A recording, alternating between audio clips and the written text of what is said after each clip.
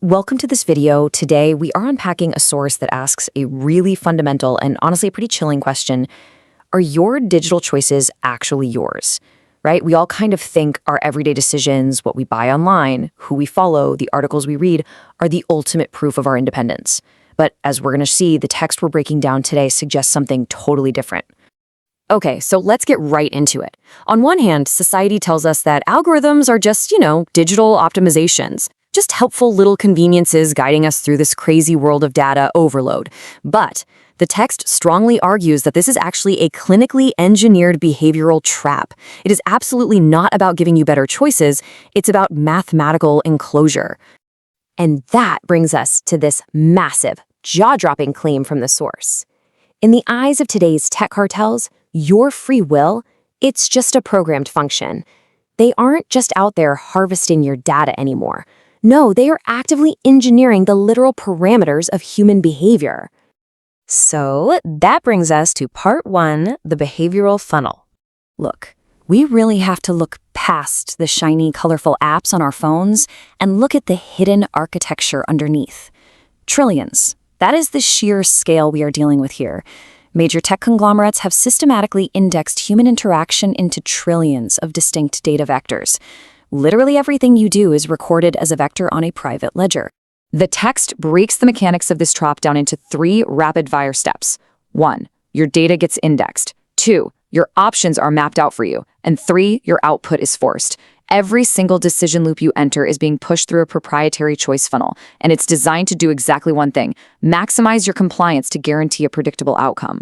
The source actually frames this enclosure perfectly, saying the network is not an open plaza. It is a highly centralized pipeline. It's like you might feel like you're wandering freely through this wide-open digital marketplace, right? But in reality, every input is being meticulously parsed by a mathematical filter just to spit out a strictly predetermined output.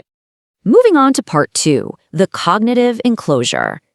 Okay, the danger of this algorithmic cage goes way deeper than just, recommending a pair of sneakers you might like.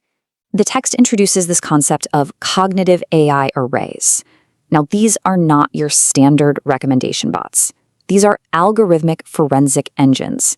They analyze the micro variations in your response times, the tiny movements of your mouse, your subconscious scrolling patterns.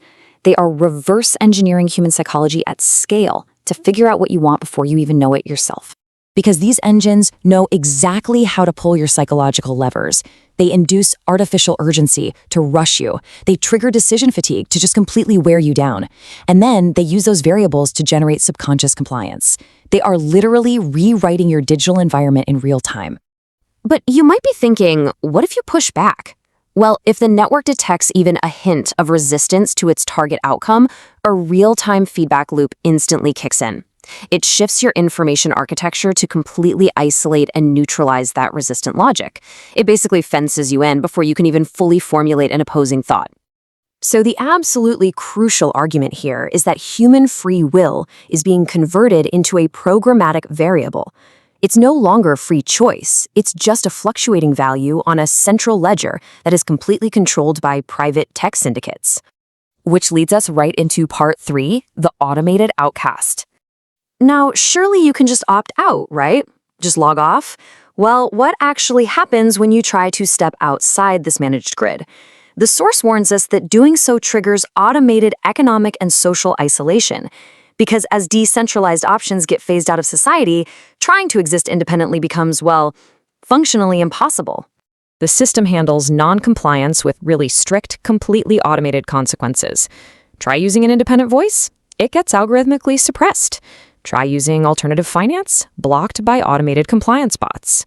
What about complex digital commerce outside of their approved channels? Disabled completely. It severely cripples your digital and, by extension, your economic existence. There's a quote here that just hits incredibly hard. The system doesn't need to censor you when it can simply delete you from the algorithmic recommendation index. Think about that. Tech cartels are playing the role of the ultimate gatekeepers. If your logic cannot be indexed by their automated systems, your economic existence is coded into irrelevance. You aren't banned, you just cease to exist in the digital realm. And finally, our conclusion, the final cognitive cage. As we wrap up this video, we really have to look past the everyday headlines about data leaks or, password protection. The final cage isn't a physical wall. It is not something you can see or touch or try to climb over. It is constructed entirely of invisible mathematical code baked right into the logic loops that define our daily choices. The architecture of power that this source outlines relies on one brutal truth.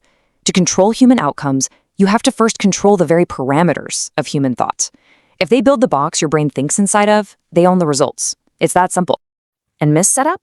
It's already in motion. The algorithms are active. The cognitive grid is complete. The exact traits that make you an individual are being indexed into a centralized behavioral ledger right this second. The computation is running right now. The source concludes with this incredibly stark, undeniable reality. The choice is closed. The enclosure is already here. So I want to leave you with this chilling, provocative question directly from the text, something to really chew on long after this video ends. On this new ledger, if you do not own the code that directs your decisions, are you still a sovereign being? Let that sink in.